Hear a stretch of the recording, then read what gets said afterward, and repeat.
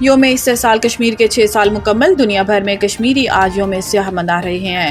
بھارت کے غاصبانہ قبضے کو 6 سال مکمل ہونے پر وادی میں آج حریت قیادت کی جانب سے شٹ ڈاؤن ہڑتال اور احتجاجی مظاہرے کیے جائیں گے۔ واضح رہے کہ یوم استحصال 5 اگست 2019 کو مودی سرکار کی طرف سے آئین کے آرٹیکل 370 اور 35 کی غیر آئینی تنسیخ کے خلاف احتجاج کے طور پر منایا جاتا ہے۔ 5 اگست 2019 کو مودی سرکار نے اقوام متحدہ کو قرارداد اور ہندوستانی آئین اور مقبوضہ کشمیر کے ساتھ کیے گئے معاہدوں کی خلاف ورزی کرتے ہوئے کشمیر کو ناجائز طور پر غصب کر دیا تھا۔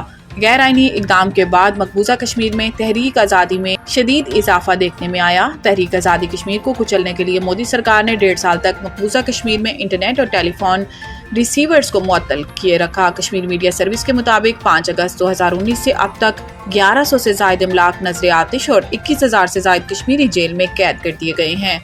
یوم استحصال کی مناسبت سے پاکستان اور آزاد کشمیر میں عوامی ریلیوں اور اجتماعات کا انعقاد کیا گیا۔ پی ٹی آئی احتجاج راولپنڈی میں سیکیورٹی سخت 10 اگست تک دفعہ 144 نافذ۔ ضلع انتظامیہ کے مطابق شہر میں 10 اگست تک دفعہ 144 نافذ ہے، جس کے تحت ہر قسم کی احتجاجی ریلیوں، لاؤڈ سپیکرز کے استعمال اور مظاہروں پر مکمل پابندی عائد کر دی گئی ہے۔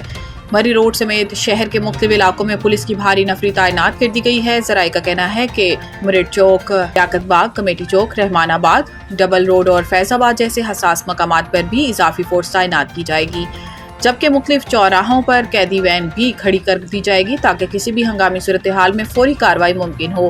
اڈیالہ روڈ پر مختلف مقامات پر پولیس نے ناکے لگا دیے ہیں اور جیل کی جانب سے جانے والی ٹریفک کی سخت چیکنگ کی جا رہی ہے۔ اڈیالہ جیل کے گیٹ نمبر 5 پر بھی پولیس کی بھاری نفری تعینات کر دی گئی ہے تاکہ امن و امان کی صورتحال کو قابو میں رکھا جا سکے۔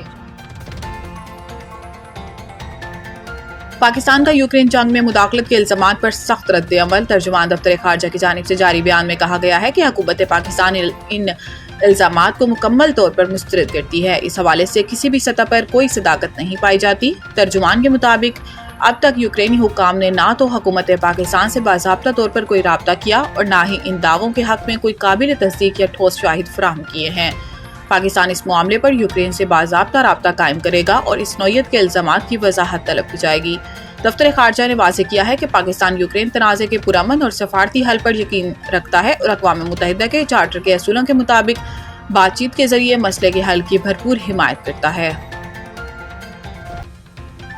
خود پسندی میں ڈوبا شخص، ٹرمپ کا بھارت پر مزید ٹیرف، گودی میڈیا بکھلاہٹ کا شکار۔ رپورٹ کے مطابق امریکہ بھارت تجارتی تعلقات میں درار، گودی میڈیا نے امریکی صدر کو آڑے ہاتھوں لے لیا۔ بھارتی میڈیا نے کہا کہ صدر ڈونلڈ ٹرمپ نے بھارت پر نمایاں طور پر زیادہ ٹیرف عائد کرنے کا اعلان کر دیا ہے۔ بھارتی میڈیا نے کہا کہ امریکی صدر پر سخت تنقید وہ بے شرمی سے خود پسندی میں ڈوبا ہوا ہے۔ ٹرمپ کو نااہل قرار دینے کے بے شمار وجوہات ہیں۔ بھارتی میڈیا نے کہا کہ ڈونلڈ ٹرمپ کا نفسیاتی تجزیہ کرنا آج دنیا بھر میں ایک ابھرتا ہوا کاروبار بن چکا ہے۔ ٹرمپ کے بیان نے مودی میڈیا کی خود ساختہ شان کو خاک میں ملا دیا۔ بھارت پر اضافی ٹیرف کے اعلان نے مودی کی ناقص معاشی پالیسیوں کا پول کھول دیا۔ دنیا کی تیسری بڑی نام نہاد معیشت بننے کا دعوے دار بھارت امریکی ٹیرف وار برداشت نہ کر سکا۔ مودی کی سفارتی ناکامیوں پر پردہ ڈالنے والا گودی میڈیا آج بھارت کی عالمی رسوائی کا سبب بن گیا۔ گودی میڈیا نے ٹرمپ کو ذہنی مریض، خود پسند اور نااہل قرار دینا شروع کر دیا۔ امریکی صدر نے مودی سرکار کی جھوٹی معاشی برتری کا پردہ چاک کر دیا۔ اسلام آباد کے مختلف علاقوں میں موسلادھار بارش کے بعد موسم خوشگوار۔ ذرائع کے مطابق شہر قائد کے مختلف علاقوں میں بھی رات کے وقت کہیں ہلکی بارش تو کہیں بوندا باندی ہوئی۔ محکمہ موسمیات کے مطابق آج بالائی پنجاب کی تپوٹھوار، اسلام آباد، خیبر پختونخوا اور کشمیر میں چند مقامات پر موسلادھار بارش کا امکان ہے۔ خیبر پختونخوا میں مونسون بارشوں کی پیشنگوئی کی گئی ہے۔ محکمہ موسمیات کے مطابق 7 اگست تک صوبے کے بیشتر اضلاع میں بارشوں کا امکان ظاہر کر دیا گیا ہے، جس کے پیش نظر پی ڈی ایم اے نے الرٹ جاری کر دیا۔ اس کے علاوہ سندھ کے ساحلی علاقوں میں مطلع جزوی ابر آلود رہنے اور بارش یا بوندا باندی کا امکان ہے۔